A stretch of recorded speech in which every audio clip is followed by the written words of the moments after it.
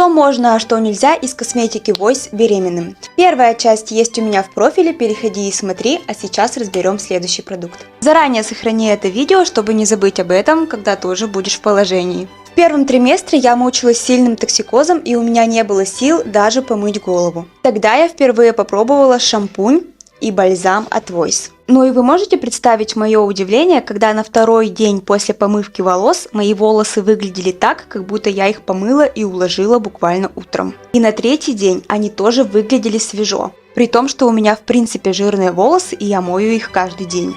Этот шампунь бессульфатный, он идеально подойдет для любых волос, в том числе и для таких же кудрявых, как у меня. Ссылку на этот набор оставлю у себя в описании. Кстати, он идеально подойдет в качестве подарка на 8 марта. Посмотрите, в какой красивой упаковке он приходит. Это я заказала для своей сестры. Об остальных продуктах расскажу в следующей части. Подпишись на меня, чтобы не потерять и узнать что-то новенькое.